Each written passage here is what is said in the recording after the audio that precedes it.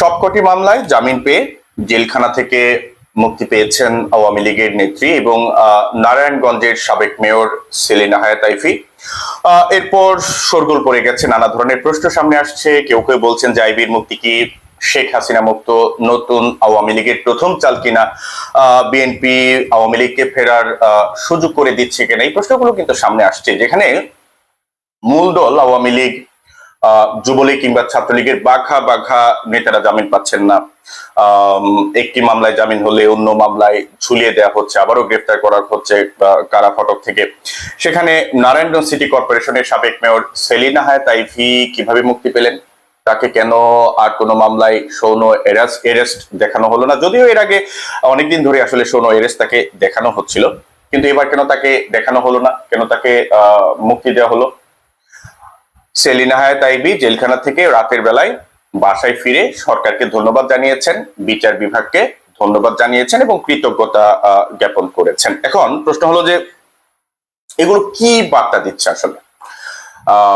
সেলিনা হায়াৎ আইভীর মুক্তি, বিচার বিভাগকে ধন্যবাদ জানানো, সরকারকে ধন্যবাদ জানানো, এগুলো আসলে কিসের বার্তা দিচ্ছে? এটি কি কেবলই আইনি প্রক্রিয়া, নাকি পর্দার আড়ালে অন্য কিছু হচ্ছে? পর্দার আড়ালে কি আসলে এরকম কিছু লুকিয়ে আছে যে শেখ হাসিনা ছাড়া নতুন আওয়ামী লীগ গঠনের বড় কোনো রাজনৈতিক চাল কি পর্দার আড়ালে হচ্ছে? এই প্রশ্নগুলো কিন্তু সামনে আসছে। পাশাপাশি আরেকটা বিষয় যেটা সব সময় আমাদের রাজনীতিতে ঘোরে, সেটা হচ্ছে যে দীর্ঘদিনের একটা প্রবাদ যে রাজনীতিতে শেষ কথা বলে আসলে কিছু নেই। তারেক রহমানের নেতৃত্বে নতুন বিএনপি সরকার গঠনের পর যখন আওয়ামী লীগের রাজনীতি প্রায় খাদের কিনারায় ঠেকে গেছে, শূন্য হয়ে গেছে, ঠিক তখনই আকস্মিকভাবে মুক্ত হলেন সেলিনা হায়াৎ আইভী। এর আগে অবশ্য মুক্তি পেয়েছেন সাবের হোসেন চৌধুরী। এখন এই অবস্থায় চারদিকে একটা জোর গুঞ্জন শোনা যাচ্ছে যে শেখ হাসিনাকে মাইনাস করে শুদ্ধ আওয়ামী লীগ গঠনের মহড়া চলছে। দর্শক, আপনার কাছে কি মনে হয়? যদিও এখানে অনেকগুলো প্রশ্ন থাকে, মানে প্রশ্ন হলো যে শেখ হাসিনা যেখানে আজীবন দলের চাবিকাঠি নিজের হাতে রেখেছেন, কারো কাছে দেননি। এমনকি সাম্প্রতিক একটা মন্তব্যে আমরা দেখলাম যে তিনি তার সন্তানদের পর্যন্ত দলের দায়িত্ব দিতে রাজি হননি। সেখানে সেলিনা হায়াৎ আইভী, সাবের হোসেন চৌধুরী তারা যদি শুদ্ধ আওয়ামী লীগ গঠনের নামে কোনো কিছু করে, সেটি কি শেখ হাসিনা মেনে নেবেন?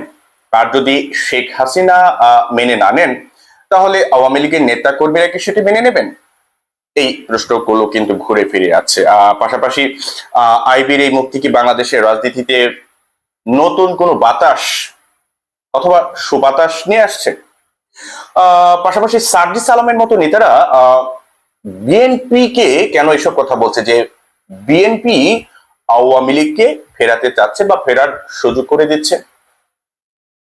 যদিও এক্ষেত্রে বিশেষজ্ঞ একটা কথা বলছেন, সেটা হচ্ছে যে বিএনপি হয়তো চাচ্ছে না যে আওয়ামী লীগ পুরোপুরি বিলুপ্ত হয়ে যাক, কারণ মাঠের রাজনীতিতে আওয়ামী লীগ একদম শূন্য হয়ে গেলে জামায়াত বা মানে জামায়াতে ইসলামী বা উগ্র ডানপন্থী শক্তির উত্থান করতে পারে।